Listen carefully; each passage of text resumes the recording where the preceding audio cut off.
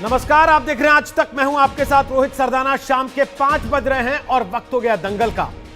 Corona के दौर में अनलॉक का 5वां चरण देश भर में चल रहा है और ऐसे में महाराष्ट्र में मंदिर नहीं खोलने को लेकर आज बीजेपी ने उद्धव सरकार के हिंदुत्व पर सवाल उठा दिया। मंदिरों को खोलने के नाम पर बीजेपी ने आज पूरे महाराष्ट्र में प्रदर्शन किया और राज्यपाल भगत सिंह कोश्यारी की मुख्यमंत्री उद्धव ठाकरे को लिखी चिट्ठी से उसे मौका भी खूब मिला।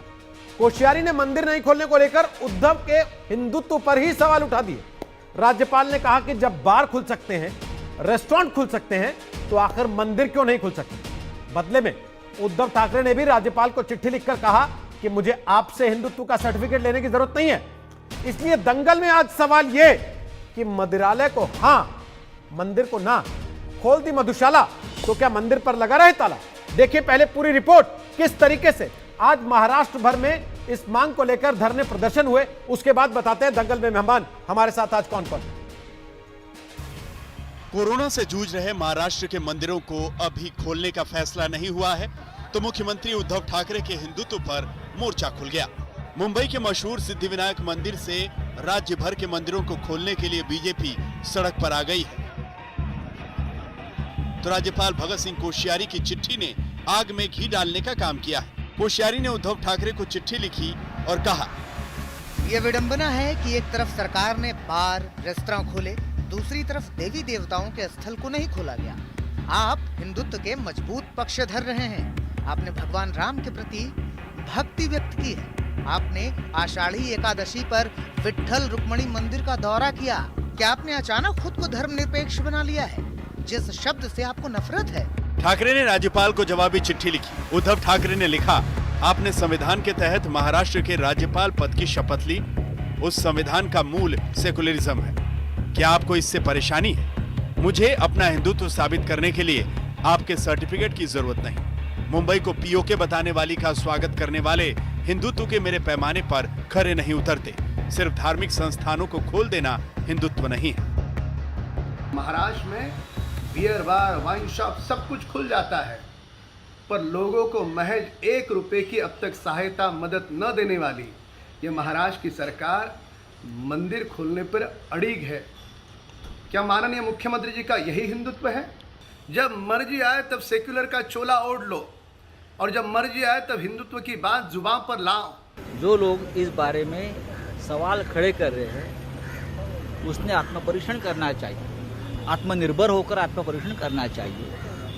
क्या वो सभी लोग हिंदुत्व का कितना पालन कर रहे हैं? ये जो सरकार है, जो उद्धव ठाकरे साहब के नेतृत्व में चल रही है, 3 पार्टी की सरकार है, बहुत मजबूत है और हम इस देश का संविधान का ध्यान रखकर पूरा पालन करके ये सरकार चला रहे हैं। अगर इस पत्र का टाइमिंग देखा जाए तो ठीक उसी दिन पत्र लिखा जाता है जिस दिन भारतीय जनता पार्टी राज्य में मंदिरों के द्वार खोलने के लिए एक राज्यव्यापी आंदोलन करती है।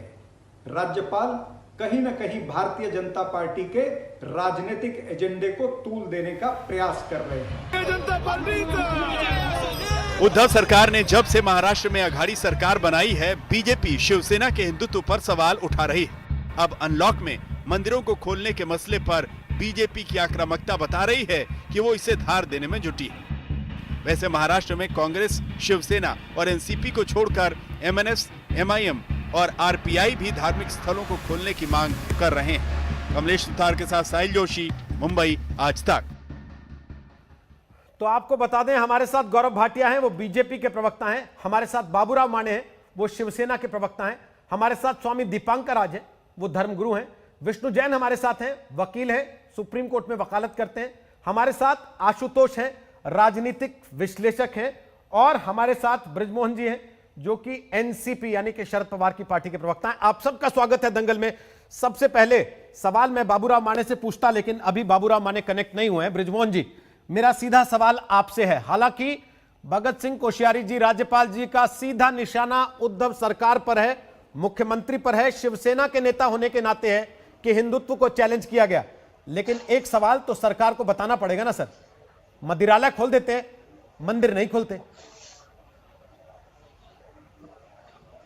रोहित जी, मुख्यमंत्री जी ने अपने पत्र में गवर्नर साहब को जानकारी दी है और उसको उन्होंने स्पष्ट किया है कि इस मुद्दे पे महाराष्ट्र की सरकार विचार मंथन कर रही है। देखिए, आपको इस बात को देखना होगा कि इस समय हिंदुस्तान में डिजास्टर मैनेजमेंट एक्ट के तहत सारी कार्रवाई हो रही है। गृह विभाग ने 4 जून को एक एसओपी जारी किया था जिसपे उन्होंने 26 मुद्दे दिए हैं, जिन 26 मुद्दों के आधार पर किसी भी धार्मिक स्थल को खोला जा सकता है। पूरा देश इस बात को जानता है कि सबसे ज्यादा जो कोविड के प्रकरण आए हैं वो मुंबई और महाराष्ट्र में हैं। एक तरफ सरकार के सामने आज लोगों की जान बचाने का मुद्दा है, लोगों को सुविधाएं देने का मुद्दा है क्योंकि लोग इससे पीड़ित हैं। दूसरी तरफ सरकार के पास धार्मिक स्थलों को खोलने का भी एजेंडा है, लेकिन कई बार इन चीजों पे जो कार्रवाई होनी चाहिए, जितनी तेजी से काम होना चाहिए, जितनी नीचे से जानकारियां आना चाहिए, उनमें शायद हो सकता कोई विलंब हो रहा हो। लेकिन उसके बावजूद भी महाराष्ट्र के मुख्यमंत्री जी ने अपने पत्र में इस बात को स्पष्ट किया है कि ये मुद्दा विचारार्थ है और इस पे हम शीघ्र निर्णय लेंगे। तो मैं सोचता हूं कि इस पे किसी प्रकार की कोई ज्यादा विवाद करने की जरूरत नहीं है। सर, बार खोलने में तो महाराष्ट्र की सरकार को इतना विचार नहीं करना पड़ा था, वो तो आनंद फानन में खोल दिए गए थे, मई में ही खोल दिए गए थे। नहीं, ये देखिए, ये भी मुद्दा उतना ही गंभीर है क्योंकि इसमें भी लोगों का आना जाना होगा और धार्मिक स्थलों की सुरक्षा के लिए, धार्मिक स्थलों पे आम आदमी को राहत मिले और जो पॉइंट्स दिए हैं, जो एसओपी दिया गया भारत सरकार ने, उसका पालन करना भी उतना ही जरूरी है। लेकिन मैं आप इस पे एक बात जरूर कहना चाहता हूं कि 12 तारीख को गवर्नर साहब एक पत्र लिखते हैं मुख्यमंत्री जी को और तत्काल उसके बाद भारतीय जनता पार्टी के लोग प्रदर्शन करते हैं। ये मुझे लगता है कि एक सोची समझी रणनीति के तहत हो रहा है और इससे इस मौके पर इस राजनीति से बचना चाहिए क्योंकि इसका बचना बेहद जरूरी है। जब तक अगर आपका आरोप जो है, जो अभी चरण सिंह सापड़ा भी लगा रहे थे, सीधे सीधे गौरव भाटिया के सामने रख दूंगा, उनसे जवाब लूंगा आपकी बात का। लेकिन पहले यह बता दीजिए सर, जब बार खोलने की हामी हुई तब तो आप लोगों ने इतना दिमाग नहीं लगाया। आनंद फानन में कुछ ही घंटों में बार खुल गए, लाइनें लग गई, लोग शराब के लिए मार मचाने लगे। तब आपको याद नहीं था कि महाराष्ट्र जो है वो देश में 25% कोरोना केस दे रहा है सर। या तो आप मान लीजिए कि कोरोना से लड़ने में आपकी सरकार की जो दुर्गति है, उसके बाद आपको और डर लग रहा है कि मंदिर भी खोल दिए तो जाने क्या हो जाए। नहीं, हमारी सरकार की दुर्गति बिल्कुल भी नहीं है। अगर आप बिहार जाके देखेंगे तो बिहार की स्थिति ज्यादा बुरी है, अगर आप उत्तर प्रदेश देखेंगे तो वहां की स्थिति इससे भी ज्यादा बुरी है। तो ये दुर्गति शब्द से मैं असहमत हूं। बिहार में तो चुनाव प्रचार भी शुरू हो गया सर। बिहार में तो चुनाव प्रचार भी शुरू हो गया। आपने देखा होगा, तेज प्रताप यादव नामांकन भरने गए थे, कितने लोग थे साथ में। लेकिन आप ये तो देखिए वहां के आंकड़े क्या बोल रहे हैं, वहां पे किस प्रकार से लोग परेशान हैं। ना अस्पतालों में डॉक्टर है, ना दवाएं हैं, ना अस्पतालों में मूलभूत सुविधाएं हैं, ना एम्बुलेंस है। आप देखिए तो सही, यही तो मैं आपसे कहना चाहता हूं। इसके मुकाबले यदि आप महाराष्ट्र को देखते हैं तो महाराष्ट्र में आम नागरिक को ज्यादा बेहतर सुविधाएं मिली है, आम आदमी की सुरक्षा की ज्यादा चिंता की गई है। जब आपके पास सारी व्यवस्था है, आप बार खोल सकते हैं, आप रेस्टोरेंट खोल सकते हैं, आप जिम खोल सकते हैं, आप मॉल खोल सकते हैं, तो फिर मंदिर खोलने में इतना विचार क्यों करना पड़ा? सारे धार्मिक स्थल खुल रहे हैं, आप बिल्कुल चिंता ना करें, बहुत जल्दी आपको सुनने को मिलेगा कि धार्मिक स्थल खोले जा चुके हैं। तो यही बात वो चिट्ठी में लिख देते हैं सीएम साहब, तो मामला खत्म हो जाता ना। फिर यहां तक नौबत ही नहीं आती कि ये सड़क पे उतर के धरना प्रदर्शन करें। नहीं रोहित जी, उन्होंने लिखा है कि ये विचारार्थ है और इस पे हम अतिशीघ्र निर्णय लेने वाले, उन्होंने लिखा है इस बात को। लेकिन आप ये देखिए ना, इसकी जो साजिश आप देखिए कि 12 तारीख को एक संवैधानिक पद पे बैठे हुए व्यक्ति एक पत्र लिखते हैं और उसी दिन से प्रदर्शन शुरू हो जाता है। मैं कह रहा हूं आपका आरोप कि ये हैंड इन ग्लव है, मैं मान लेता हूं, अभी इनसे पूछ भी लूंगा। लेकिन सर मेरा सवाल बड़ा सीधा सा है जिसको आप बार बार गोल कर दे रहे हैं। मैं सिंपली पूछ रहा हूं कि जब आप बाकी सारी चीजें चला सकते हैं तो इसी के लिए इतना विचारार्थ क्यों है? देश के और हिस्सों में तो खुल रहे मंदिर, अब दिल्ली में आज अक्षरधाम खुल गया। ये देखिए, अभी हिमाचल प्रदेश में इसी सितंबर में वहां के सारे धार्मिक स्थलों को खोला गया है। एक प्रक्रिया है। एसओपी तो 4 जून को आ गया था, लेकिन उसके बावजूद भी हिमाचल प्रदेश में जहां भारतीय जनता पार्टी की सरकार है वहां उसने 4 सितंबर को शुरुआत की इस काम की। समय लगता है, आप उस समय को समझना पड़ेगा आपको, और उतना समय आपको किसी भी सरकार को देना होगा। और गवर्नर साहब का ये कहना कि आप सेकुलर थे और आप पहले हिंदुत्व थे, आज सेकुलर हो गए। सरकारें किसी धर्म की नहीं होती है। वहां पे जब शपथ ली जाती है तो देश के संविधान को ध्यान में रख के शपथ ली जाती है, किसी धर्म को ध्यान में रख के शपथ नहीं होती है। तो सरकारों का जो चेहरा है वो सेकुलर ही है इस देश में, उससे अलग हटके बात नहीं हो सकती है। लेकिन एक संवैधानिक पद पे बैठे हुए व्यक्ति यदि इस प्रकार का प्रश्न करते हैं तो निश्चित रूप से ये थोड़ा सा आश्चर्यजनक है और इस पे भी सारे लोगों को सोचना चाहिए। मैं सोचता हूँ गौरव भाई को भी इस मुद्दे पे विचार करना चाहिए, क्योंकि संवैधानिक जो संस्थाएं हैं उनका मान सम्मान गौरव करना हम भाटिया सब वो लोगों कह की रहे हैं हर जरूरत चीज है। का एक प्लान होता है, एक प्लान ऑफ एक्शन होता है, कुछ एसओपीज आए हैं, उसको लेके तैयारी करेगी सरकार और फिर वो प्लान रखते हुए आगे बढ़ा जाएगा। आप लोग राज्यपाल के साथ मिलकर साजिश कर रहे हैं क्या? सीधा आरोप है कांग्रेस का और एनसीपी का। रोहित जी देखिए, मदिरालय और मदिरा के नशे से ज्यादा जो खतरनाक नशा है वो सत्ता का नशा है, तथाकथित पंथ निरपेक्षता का नशा है। और शर्म ये आती है कि मेरे मित्र हैं, साथी हैं, कैसे झूठे आंकड़े देते हैं। ये कहते हैं उत्तर प्रदेश की हालत और खराब है, तो मैं इनसे पूछना चाहता हूँ, आंकड़े ये कहते हैं, प्लीज बताइए कि कौन से सही है कौन से गलत है। महाराष्ट्र में करीब 15.5 लाख केसेस हैं, 40,000 डेथ हुई है। उत्तर प्रदेश में 4,40,000 है और 6,438 दुर्भाग्यपूर्ण मौतें हुई हैं। दर्शक तय कर लेंगे कहाँ ज्यादा हालत खराब है, और ये महाराष्ट्र सरकार की विफलता दिखाता है। दूसरा, इनकी परेशानी क्या है रोहित जी, मैं आपको बताऊं। आज संजय राउत जी कह रहे थे कि शिवसेना की तो आत्मा है हिंदुत्व, आत्मा ही तो मारी है शिवसेना ने जब सोनिया सेना के साथ समझौता किया है। हिंदुत्व शब्द से इन्हें नफरत हो गई, हिंदुओं से इन्हें नफरत हो गई। और ये भी बात सच है कि दिल्ली में 8 जून से मंदिर खुल गए, धर्मस्थल खुल गए, बाकी प्रदेशों में खुल गए। महाराष्ट्र ऐसा प्रदेश क्यों है कि नहीं खुल रहे? और इसकी वजह स्पष्ट है गौरव भाई, इसकी हिमाचल प्रदेश में कब खुले जहाँ पे आपकी सरकार है? एक सेकंड मैं अभी भाई साहब मैं अपनी बात पूरी गौरव जी पूरा कीजिए, उसके बाद ऑडियो में कुछ दिक्कत आ रही है वो भी दुरुस्त करनी है। आपकी आवाज ठीक से सुन भी नहीं पा रहे हैं, उसको दुरुस्त कर लेते हैं एक बार। गौरव भाटिया, कुछ तकनीकी गड़बड़ आ रही है ऐसा लगता है, आपकी आवाज कट कट के आ रही है। अपने एंड से दिखवा लीजिए। हाँ बिल्कुल बिल्कुल दिखवा रहे हैं सर, हमारे एंड से ही आपको फोन करके उसको दुरुस्त करना पड़ेगा।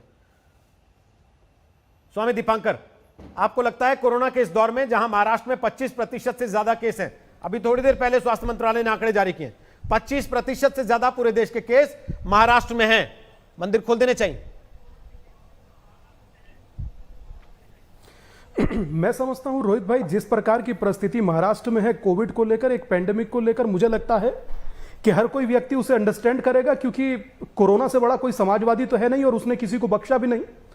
पर हाँ, अगर जो इस प्रकार की परिस्थिति है, जैसे कि बहुत सारे प्रश्न हैं, प्रश्न ये भी हैं कि जैसे कि तमाम अन्य चीज़ों का खोल देना, मदिरालय का खोल देना, बार का खोल देना, तमाम पब का खोल देना, या अन्य वो चीज़ें जो तमाम जहां पर सार्वजनिक लोग इकट्ठे हो जाते हैं। और मैं तो ये कहूंगा कि तमाम जगह पर रैली हो रही है, बड़े बड़े प्रदर्शन हो रहे हैं, जैसे कि उन्होंने कहा ब्रजमोहन जी ने, मैं उनसे सहमत हूं, निसंदेह वो उस बात को देखें।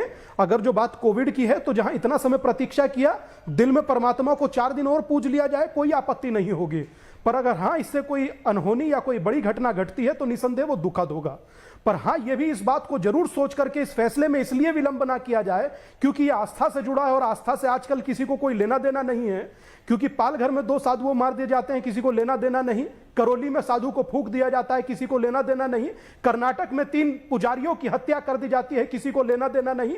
यहां गोंडा में एक पुजारी को मंदिर में मार दिया जाता है, किसी को लेना देना नहीं। तो इसका अर्थ यह नहीं कि 1 अरब 30 करोड़ लोगों में से 100 करोड़ लोग आस्थावान हैं और उन लोगों के भीतर भी देवता बसता है और मंदिर में भी बसता है। और यहां हिंदुत्व और सनातन की एक परंपरा है कि प्रातःकाल काम पर निकलते निकलते मंदिर जाते हैं, कुछ लोग प्रतिदिन मंदिर जाते हैं।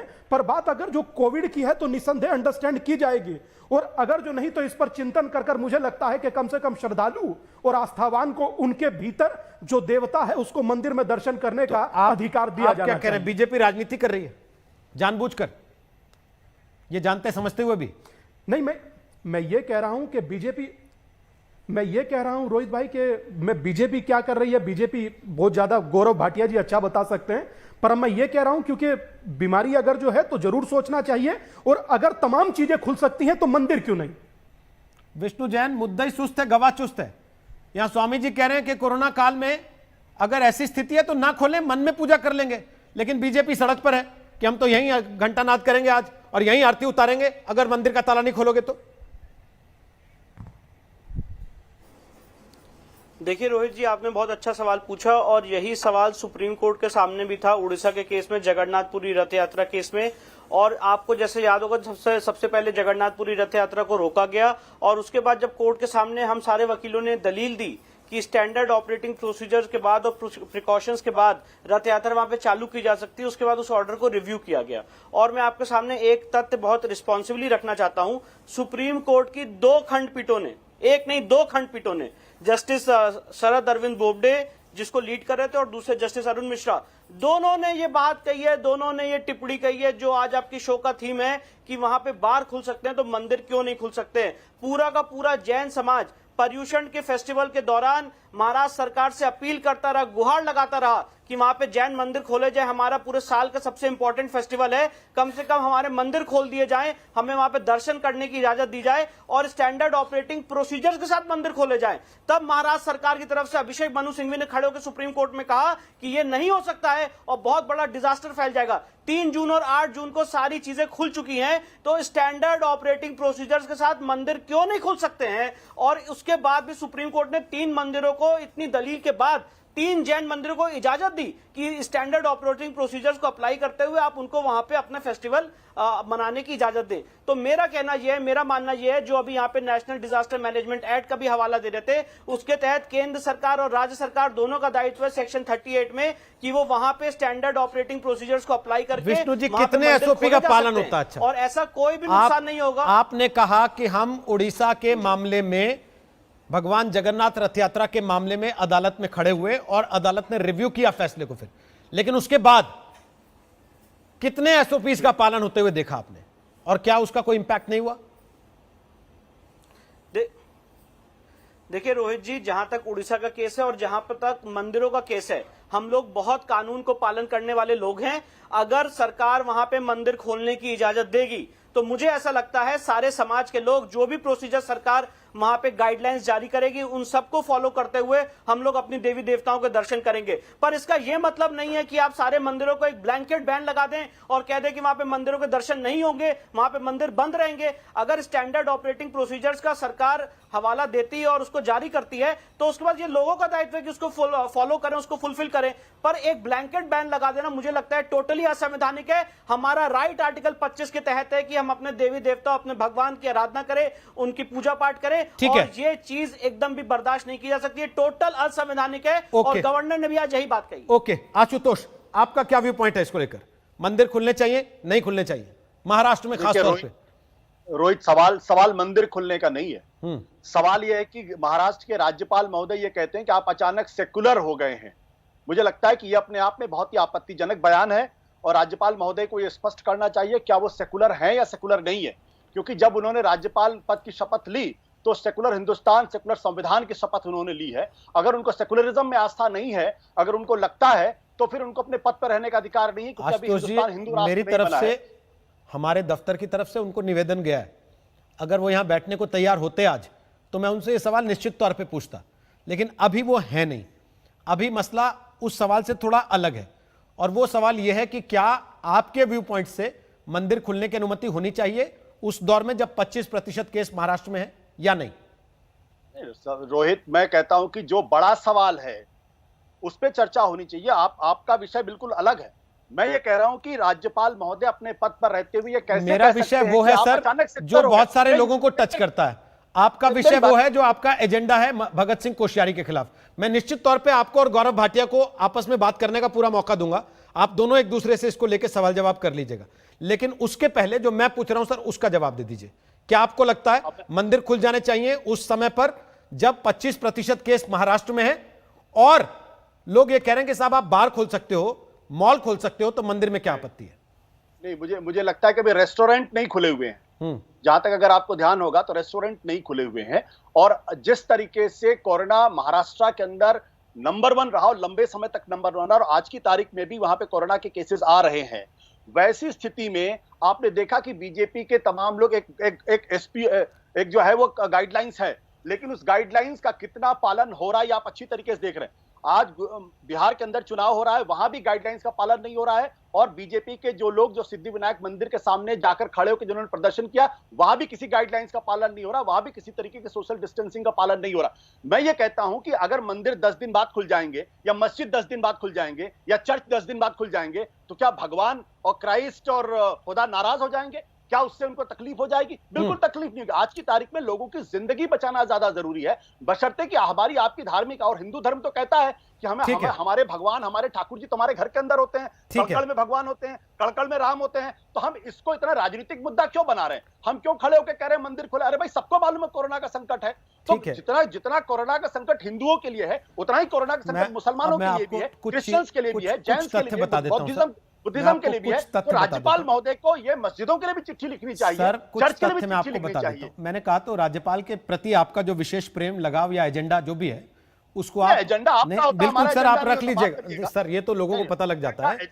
अपने को इस बहस में जाने की आवश्यकता नहीं है सर, लोग खुद तय कर लेते हैं कि किसका एजेंडा किसका नहीं है। मैं आपको केवल कुछ तथ्य बता देता हूं महाराष्ट्र में अनलॉक के चरणों के बारे में। पहला चरण 8 जून से हुआ, जिसमें मॉल्स छोड़ दिए गए, लेकिन बाजार खुले, निजी दफ्तर खुले, थोड़ी सी पाबंदियों के साथ खुले।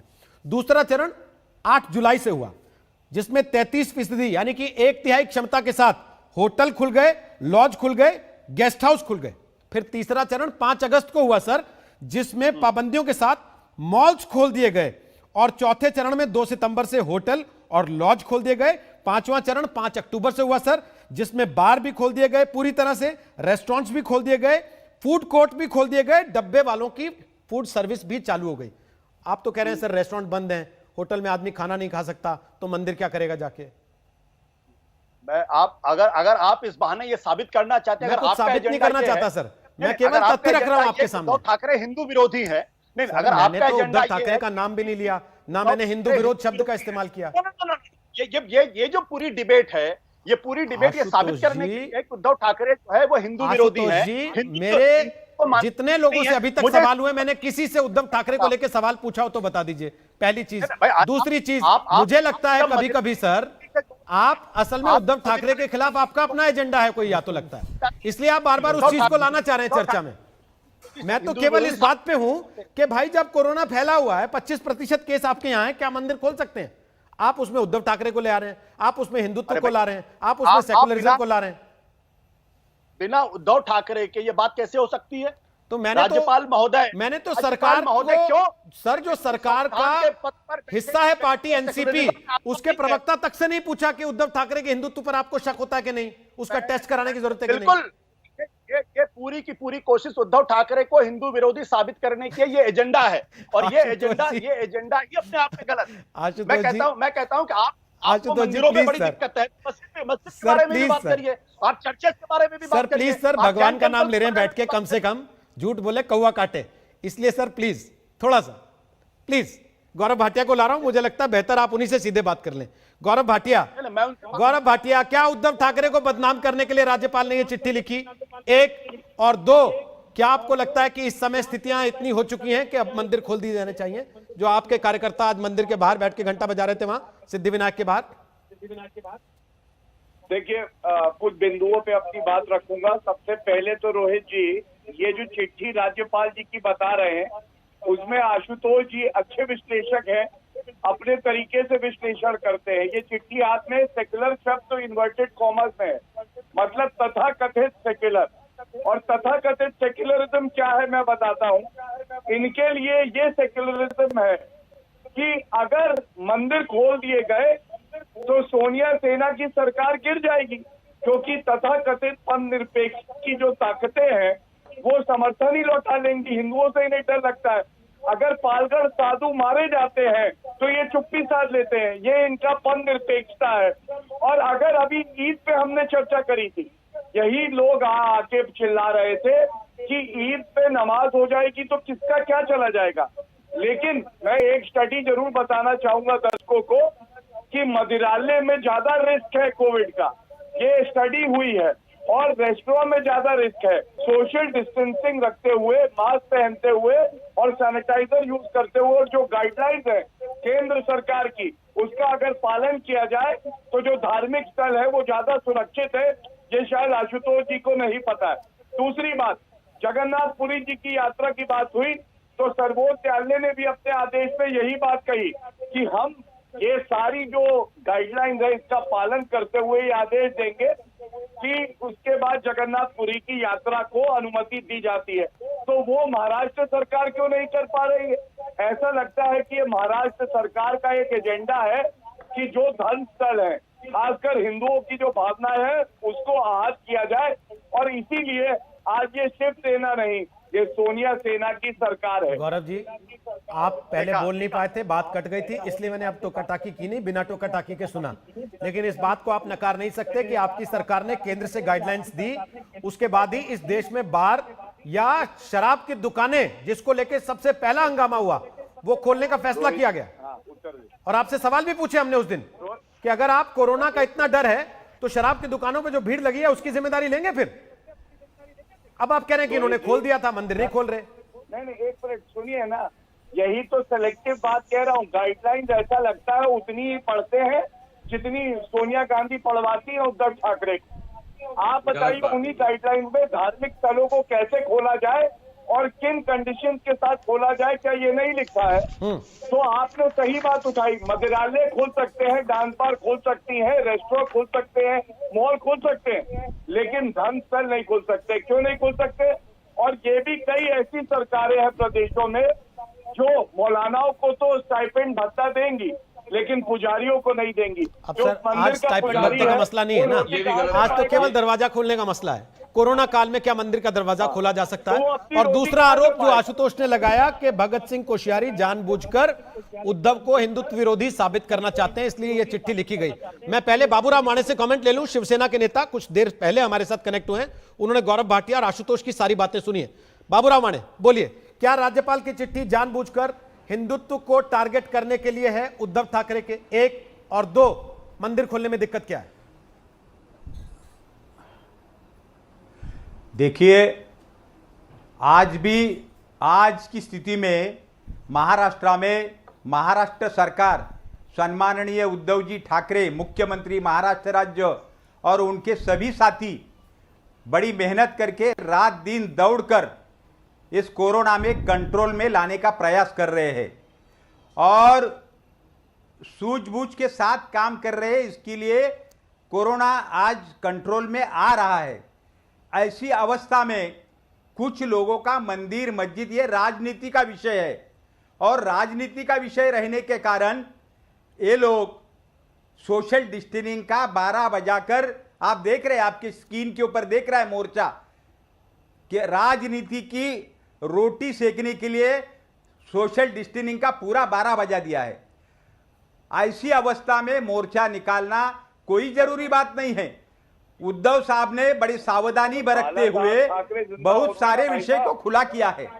आज ना कल मंदिर भी खुला होने वाला है, लेकिन राज्यपाल महोदय का मुझे अचरज लग रहा है।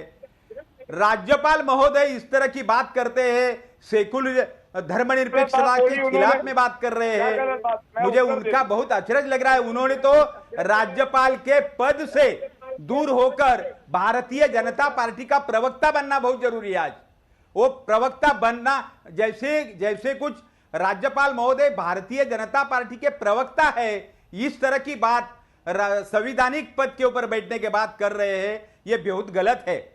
देखिए, मंदिर मस्जिद को पाबंदी आज सरकार ने जो लगाई है वो सही फैसला है। ठीक, क्योंकि मंदिर मस्जिद भगवान अल्लाह ये आस्था का सब्जेक्ट है। वहां पर जब लोग जाते हैं बड़े भीड़ में तो उनको रोकना बहुत मुश्किल होता है। ठीक है, क्योंकि आस्था का विषय होता है। ठीक है सर, और लेकिन मैं आपको एक जानकारी देता हूं सर, जब तक पूरी तरह दिल्ली में आज अक्षरधाम खुल गया नहीं आ रहा है, तब तक आज दिल्ली में अक्षरधाम खुल गया सर।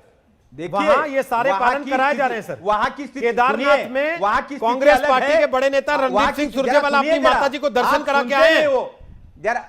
जरा पूछेगा हमसे कैसे तैयारी वहां की गई है, क्या इंतजाम कराए जा रहे हैं। देखिए, महाराष्ट्र की स्थिति अलग है और वहां की स्थिति अलग है, और इसके कारण कुछ दिन रुकना बहुत जरूरी है और ठीक है, आम जनता का जान बताना बहुत जरूरी है। ओके, स्वामी दीपांकर कुछ कहना चाहते हैं आपसे। आज जरा सुनिए, मेरा बात सुनिए एक सेकंड। स्वामी दीपांकर आपसे कुछ कहना चाहते हैं, सुन लीजिए उनकी बात। क्या बोल रहे हैं आप? बोलिए स्वामी दीपांकर, क्या बोलना चाहते हैं? नहीं, मैं आशुतोष ये साहब ने कहना बहुत चाह रहा सही हूं बात कि रखी मैंने है। हाँ तो आशुतोष बिल्कुल साहब आप नहीं थे तो आपकी बहुत कमी सही पूरी बात कर रहे रखी है। थे, इसलिए उस बात को दोहराइए मत। अभी पहले स्वामी जी की बात सुन लीजिए, फिर मैं आशुतोष जी से ही वो बात वापस नहीं, करवा नहीं, लूंगा। उनका सही बात है। हाँ हाँ सर, मैं कब उन्होंने मना कर रहा हूँ सही ढंग गलत से है? बात रखी है। अरे तो मैंने कब मना किया गलत है? और कुछ दिन मंदिर नहीं खुला, मस्जिद नहीं खुला तो क्या बिगड़ने वाला है? ओके। हर आदमी के घर हृदय में भगवान है, हर आदमी के हृदय में अल्लाह है। अरे सर, तो आप शराब भी तो घर पे भिजवा रहे थे होम तो डिलीवरी कहने करा का के। मतलब ये है- हर आदमी के घर में शराब भी तो पहुंच रही थी, फिर क्यों बार और रेस्टोरेंट खोले आपने? देखिए- मदिरालय क्यों खोले फिर आपने? अरे सुनो जरा, शराब का दुकान, मंदिर, उसकी तुलना भारतीय जनता पार्टी के लोग मत करो भाई। आप जरा उसमें का फर्क समझो। मतलब एक जगह कोरोना होता है, एक जगह नहीं उद्धव होता। साहब ठाकरे दारू की दुकान पे जाने से बहुत कोरोना सूझबूझ नहीं के होता साथ और मंदिर जाने से सावधानी कोरोना होता है। बरतकर एक एक विषय इसलिए को तुलना नहीं खुला करो। कर रहे हैं। आने वाले कुछ दिन में मंदिर भी खुल जाएगा, आने वाले कुछ दिन में मंदिर भी खुल जाएगा, लेकिन इस तरह की राजनीति, इस तरह की रोटियां सेकने का काम भारतीय जनता पार्टी ने छोड़ देना चाहिए। ठीक है, मंदिर गौरव भाटिया से जवाब लूंगा, उसके पहले स्वामी और दीपांकर आपसे मंदिर कुछ कह रहे मस्जिद हैं। हमारा। ओके स्वामी दीपांकर बोलिए, अब बोलिए। मैं ये कह रहा था रोहित भैया, जब आपने मेरा वक्तव्य लिया तो मेरा कहने का अभिप्राय ये नहीं था। मेरा कहने का अभिप्राय बहुत सीधा था कि अगर तमाम चीजें ओपन हो सकती हैं तो मंदिरों पर भी विचार करना चाहिए। 100 करोड़ लोगों की आस्था का सवाल होता है, प्रथम।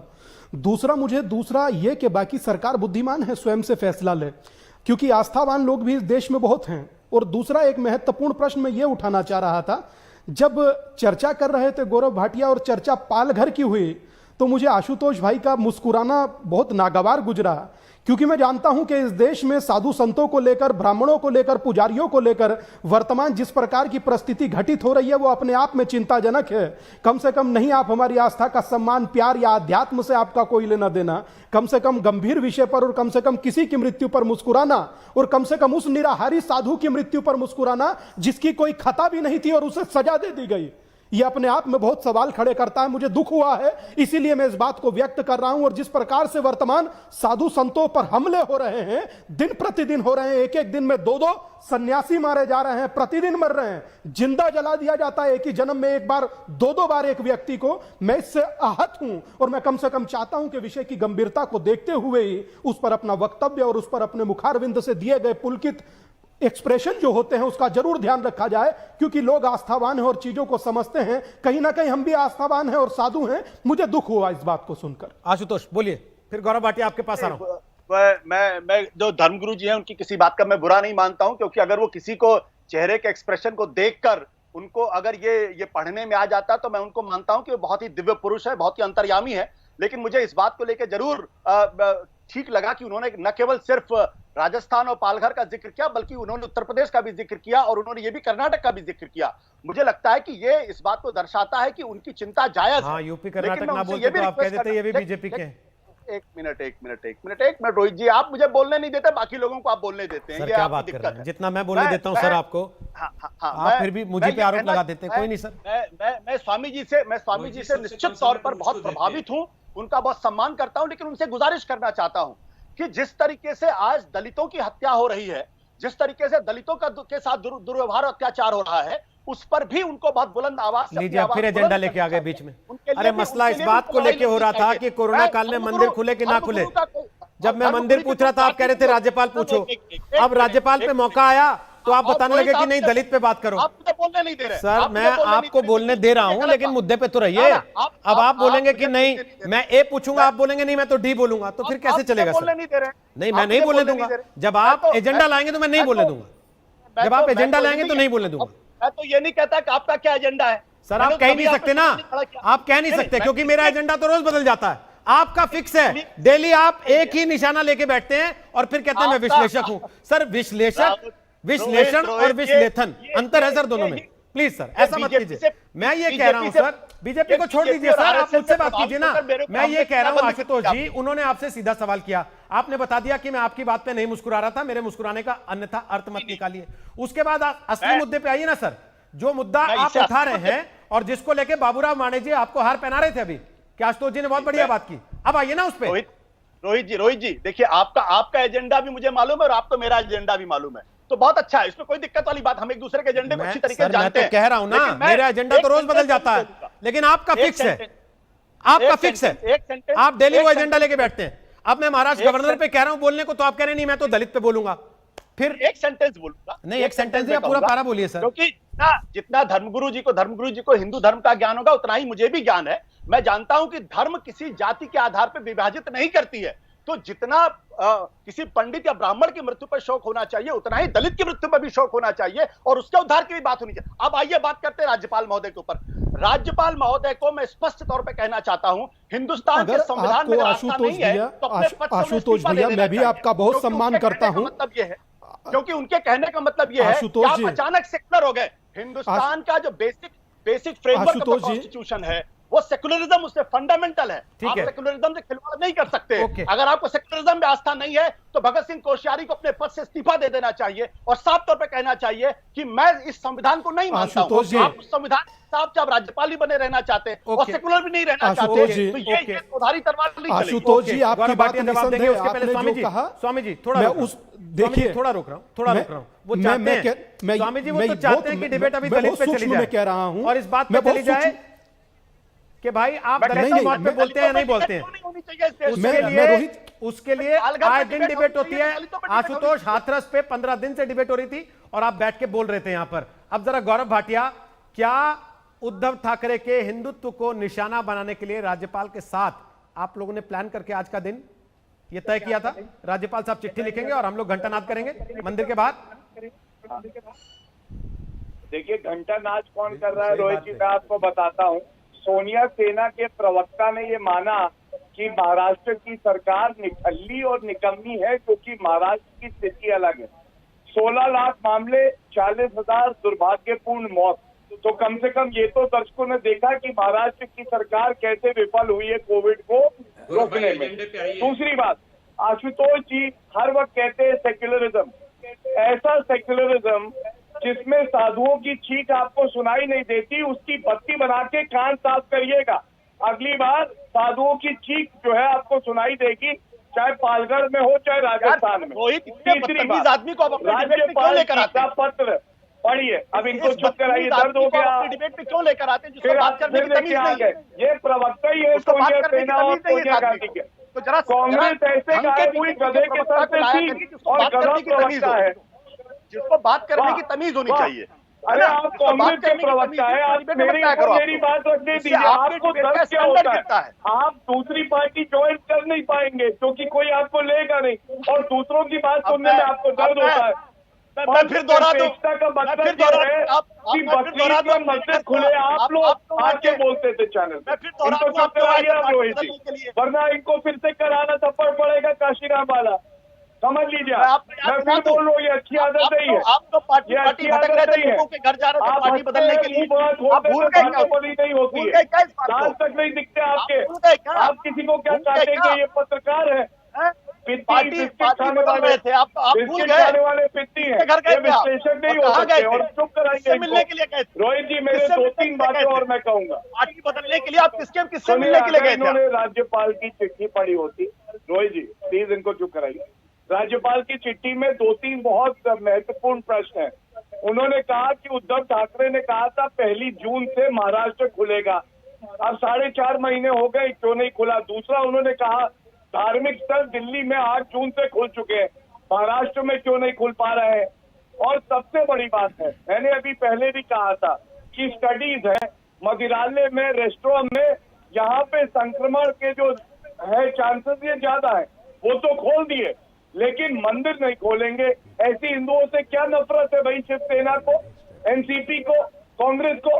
कांग्रेस का प्रवक्ता तक नहीं आया, और इसीलिए जो राज्यपाल ने कहा है ये उनके पास जब डेलीगेशन आए उसके आधार पे कहा है, वो संलग्न किया उन्होंने अपने पत्र में। ओके ब्रिजमोहन जी और विष्णु जैन। ब्रिजमोहन जी पहले आप बोलिए, उसके बाद विष्णु जैन। बोले ब्रिजमोहन जी।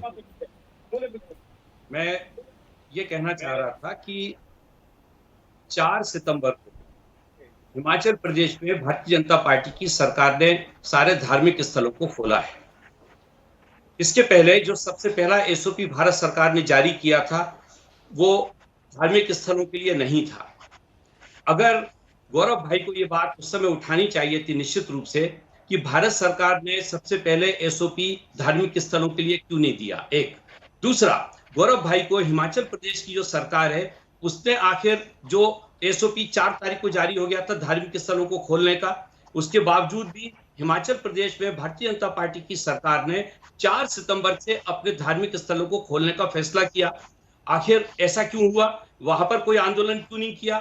वहां कोई मुद्दा क्यों नहीं उठाया? ये सारी बातें इस बात को बताती हैं कि भारतीय जनता पार्टी का जो महाराष्ट्र का नेतृत्व है वो पूरी तौर से एक अजीब सी स्थिति में है। उसकी समझ में नहीं आ रहा कि बहुमत, वो चाहते थे कि किसी ढंग से हमको बहुमत मिल जाए, किसी ढंग से ये जो एक मजबूत सरकार है जो वहां पे पूरी जनता की आकांक्षाओं के अनुरूप काम कर रही है पिछले 1 साल से, किसी प्रकार से इसके अंदर कोई तालमेल बिगड़ जाए। ये सारी चीजें जब नहीं हो पा रही है, इससे व्यथित होकर अभी इसके पीछे 3 महीने तक इन्होंने सुशांत सिंह जी के मुद्दे को उठाया। इनको जब याद आया सुशांत सिंह जी के बारे में, जब उनकी मृत्यु हो गई, इसके पहले भारतीय जनता पार्टी के किसी नेता को ये नहीं लगा था, सर, किसी को नेता को नहीं लगा आपने कि कहा बिहार का बेटा कि राजनीतिक तौर पर मुद्दा बनाया जा रहा है, इसका लाभ लेने के लिए धार्मिक भावनाओं को भड़का के मैं आपसे बात कर रहा हूं, क्योंकि देखिए इन्होंने भी पालघर की बात की। अब फिर पालघर में सुशांत आप पे देखिए जाएंगे तो फिर बुलडोजर भी आ जाएगा कंगना का। कंगना आज कह रही है कि गुंडा सरकार है, तो मुद्दा सर तो मैं कह रहा हूं फिर भटक जाएगा। इसलिए कह रहा हूं मैं, ऐसे शब्दों का उपयोग, इस पे हम क्या बोले? नहीं, क्या बोले? मैं इसीलिए देखिए, अब मैं इसलिए आपके पास विष्णु जैन को ला रहा हूं, मैं विष्णु जैन को ला रहा हूं जो खुद इस मामले में, इस तरीके के मामलों में अदालत में केस लड़ते रहे। रोहित जी सिर्फ 20 सेकंड दे दीजिए। बोलिए बोलिए बोलिए। बात करते हैं पालघर में 850 लोगों का इंट्रोगेशन हुआ था, 128 लोगों को गिरफ्तार किया गया है, जिसमें 11 लोग नाबालिग हैं। पालघर का मुद्दा ये, आप मुझे बताइए कि उत्तर प्रदेश में 20 से ज्यादा साधुओं की हत्या हुई है 2018 से लेकर अभी तक, एक भी आदमी नहीं पकड़ा गया है, एक भी आदमी नहीं पकड़ा गया है, एक भी आदमी नहीं पकड़ा गया। ये मैं दावे के साथ कह रहा हूं। ओके, मैं स्वामी दीपांकर से कमेंट, उसके पहले विष्णु जैन, उचित नहीं भाई, विष्णु जैन, क्या ये केवल राजनीतिक मामला है या आस्था का मामला? देखिए रोहित जी, ये पूर्ण रूप से आस्था का मामला है। आप हिंदू समाज को या किसी भी व्यक्ति को मंदिर में दर्शन करने से नहीं रोक सकते। और मेरा सीधा सवाल है आशुतोष जी से, जो यहाँ पे बहुत बड़े जर्नलिस्ट हैं, बहुत पढ़े लिखे व्यक्ति हैं, अगर वो आज राज्यपाल का इस्तीफा मांग रहे हैं तो मैं उनसे पूछना चाहता हूं, क्या आपने सेकुलरिज्म की परिभाषा को पढ़ा है? और उनके पढ़ाई लिखाई के मतलब से सेकुलरिज्म का मतलब होता क्या है, ये आज दर्शकों के सामने स्पष्ट करें। आप यहां पे बैठ के जो संवैधानिक पद पे, सबसे वरिष्ठ संवैधानिक पद पे बैठे हुए हैं, उनका आप इस्तीफा मांग रहे हैं, ये कहते हुए कि उन्होंने सेकुलरिज्म वर्ड का दुरुपयोग किया है। मैं उनसे बात कहना चाहता हूं, गौरव भाटिया अब यहां पे बैठे हैं, वरिष्ठ वकील हैं सुप्रीम कोर्ट के। सेकुलरिज्म में ये एकदम स्पष्ट परिभाषा है कि लोग कभी सेकुलर नहीं होते हैं, सरकारें होती हैं। और राज्यपाल ने यह बात इसलिए कही है कि जो लोग हैं उनको अपनी धार्मिक स्वतंत्रता, आर्टिकल 25 के तहत अपने धर्म को अभिव्यक्ति की आजादी है उनको, कि वो अपने धर्म का पालन कर सके। और इसीलिए जो आपका झूठा सेकुलरिज्म है उसको आप ना लाइए और राजधर्म का पाठ पढ़ाया है। इसलिए आशुतोष जी यहाँ पे जो बात कह रहे हैं कि राज्यपाल का इस्तीफा दिया जाए, तो कम से कम इतने पढ़े लिखे व्यक्ति हैं, मुझे बताएं कि सेकुलरिज्म वर्ड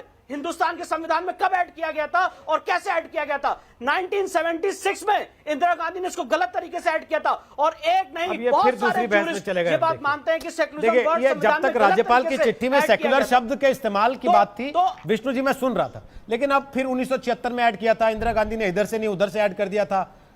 ये वाली बहस के लिए और बड़े सारे मौके आएंगे। एक दिन अलग सेकुलरिज्म पे बहस कर लेंगे। मैं कह रहा हूं एक दिन अलग सेकुलरिज्म पे बहस कर लेंगे। क्या ये देश धर्मनिरपेक्ष है या पंथ निरपेक्ष है, जो आप बात कहते हैं अक्सर, उस पे अलग बहस कर लेंगे। लेकिन मैं फिर एक सवाल पूछ रहा हूं कि इस सारी परिस्थिति में आशुतोष कुछ कहना चाह रहे हैं, उसके पहले स्वामी दीपांकर फटाफट, बहुत छोटा, केवल 20 सेकंड है, क्योंकि मैं आशुतोष को भी 20 सेकंड देना चाहता हूं। बोलिए स्वामी दीपांकर, केवल 20 सेकंड। मैं मात्र इतना कहना चाहता हूं, जिस प्रकार से ब्रजमोहन जी ने कहा, निसंदेह उनकी सब बात सराखों पर, मगर अगर कम से कम साधु समाज की और सनातन समाज की अगर जो ये रिक्वेस्ट है कि सीबीआई जांच इसकी करा दीजिए, तो कम से कम इस पर तो गौर फरमाना चाहिए। ठीक है, ना कि जब हम लोग संवाद करें उस संवाद में मात्र पालघर का जिक्र हो। तो इस बात को लेकर केवल 20 सेकंड, सेकुलरिज्म की परिभाषा नहीं, बात का जवाब देना चाहता हूं। सेकुलरिज्म की परिभाषा नहीं, वो एक अलग बहस है, उस पर फिर किस दिन बहस होगी। आज के मुद्दे पर लास्ट कमेंट। जैन साहब ने जो बात की बिल्कुल सही की। सरकारें सेकुलर होती हैं और भगत सिंह कोश्यारी सेकुलर है, वो राज्यपाल है, वो सरकार है। तो वो हिंदुत्व और मुसलमान और हाँ, तो क्रिश्चियन लोग बीच में नहीं नहीं फंस सकते हैं। लोग नहीं है ना, बिल्कुल सेकुलर- मैं आपकी बात से लोग तो सहमत अपना हूं। लोग तो चाहेंगे राज्यपाल आर्टिकल के 25 के पद तहत पर अपने बैठा धर्म हुआ की संवैधानिक व्यक्ति बिल्कुल बिल्कुल मैंने यही बात कहना कही है। पड़ेगा कि सेकुलर है या सेकुलर नहीं है। Gaurav Bhatia last secular comment. है। गौरव अगर भाटिया उनको लास्ट सेकुलर कमेंट। होने में आपत्ति होती ये तो सड़क उनको पे पूजा अपने पाठ कब पद तक से चलेगा? सेकुलर का ये मतलब है- गौरव भाटिया पूजा पाठ सड़क पे कब तक चलेगा? सेक्युलरिज्म की सर्टिफिकेट देने की एक मशीन छपी हुई और ये सेक्युलरिज्म का सर्टिफिकेट बांटते रहते हैं। अरे आप होते कौन नहीं बांटने वाले भाई? आप खुद तो रोज लिखते हैं। चलिए सर, और आप कहते समय हैं खत्म हो गया सेक्युलरिज्म ये है है, समय और खत्म हो गया है, लेकिन एक बात तय है कि आस्था और लोगों की जान, इन दोनों चीजों का ख्याल रखना सरकारों की ही जिम्मेदारी है। और अगर सरकार को लगता है कि ये ध्यान करते हुए, लोगों की जान की सलामती की गारंटी देते हुए वो आस्था के दरवाजे खोल सकती है, और वो चिट्ठी में लिख रहे हैं मुख्यमंत्री कि हां हम इस पर विचार कर रहे हैं और जल्दी एक प्लान के साथ सामने आएंगे, तो उसका इंतजार करना। तो हमने आज आपसे सवाल पूछा था, क्या महाराष्ट्र में मंदिर नहीं खोलने का उद्धव सरकार का फैसला सही है? 38%, 38% लोगों को लगता है हां, जबकि 62% लोगों का कहना है कि नहीं, यह फैसला सही नहीं है। छोटा सा ब्रेक ले रहे हैं। ठीक 6 बजे हल्ला बोल होगा अंजना के साथ। आप देखते रहिएगा आज तक। नमस्कार, मैं हूं अंजना ओम कश्यप। हमें उम्मीद है ये वीडियो आपको पसंद आया होगा। लेटेस्ट खबरों के लिए यूं ही देखते रहिए आज तक, और इस वीडियो के पसंद आने पर लाइक, शेयर एंड सब्सक्राइब करना ना भूलें।